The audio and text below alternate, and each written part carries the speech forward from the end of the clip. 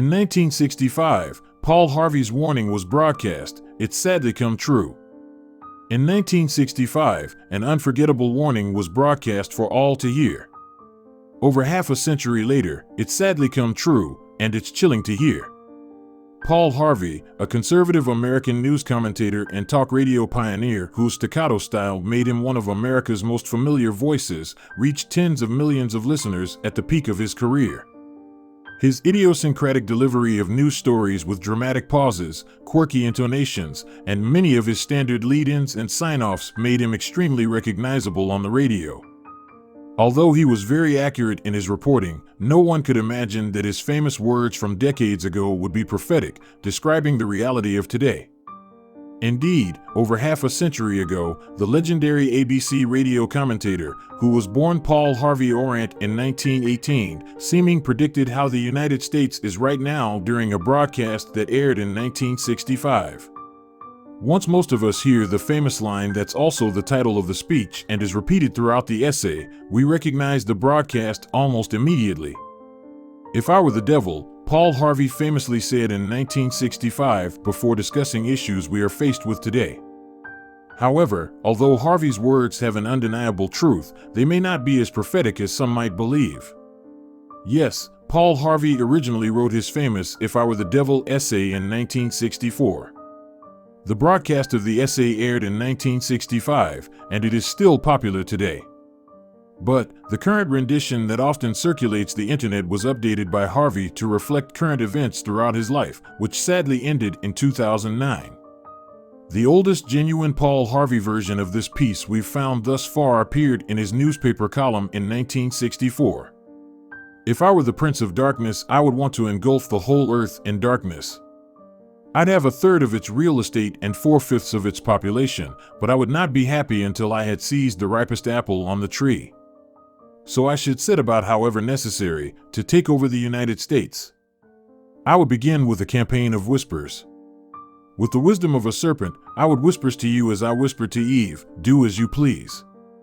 To the young I would whisper the Bible is a myth.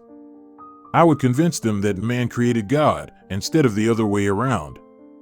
I would confide that what is bad is good, and what is good is square. In the ears of the young married, I would whisper that work is debasing, that cocktail parties are good for you. I would caution them not to be extreme in religion, in patriotism, in moral conduct. And the old I would teach to pray, to say after me, 'Our Father which are in Washington.' Then I'd get organized. I'd educate authors in how to make lurid literature exciting so that anything else would appear dull, uninteresting. I'd threaten TV with dirtier movies, and vice versa. I'd infiltrate unions and urge more loafing, less work. Idle hands usually work for me. I'd peddle narcotics to whom I could. I'd sell alcohol to ladies and gentlemen of distinction. I'd tranquilize the rest with pills. If I were the devil, I would encourage schools to refine young intellects, but neglect to discipline emotions, let those run wild. I'd designate an atheist to front for me before the highest courts, and I'd get preachers to say, 'She's right.' With flattery and promises of power, I would get the courts to vote against God and in favor of pornography. Thus I would evict God from the courthouse, then from the schoolhouse, then from the houses of Congress. Then in his own churches I'd substitute psychology for religion and deify science. If I were Satan, I'd make the symbol of Easter an egg, and the symbol of Christmas a bottle.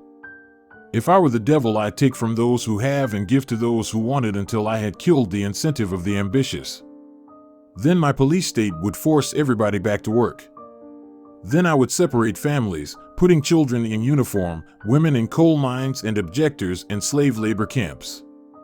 If I were Satan, I'd just keep doing what I'm doing and the whole world go to hell as sure as the devil."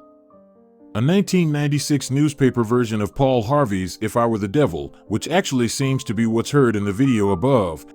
Although it kept the concept and structure of the original essay, the 1996 version evolved the content to include the current events of that time. Even so, this version is still over 2 decades old and very on point with what our nation is experiencing now. Whether it's the 1965, 1996, or even another adaptation, the bottom line is that Paul Harvey's words have never been truer. He was an incredible man with even more incredible insight. But perhaps it's another Harvey quote that best explains how he could seemingly so easily predict decades ago what America would look like today. In times like these, it's helpful to remember that there have always been times like these, Paul Harvey said.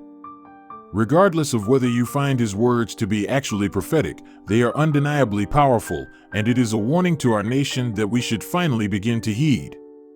Rather than accepting we will always have times like these, maybe it's time to right our ship and throw the devil overboard for good.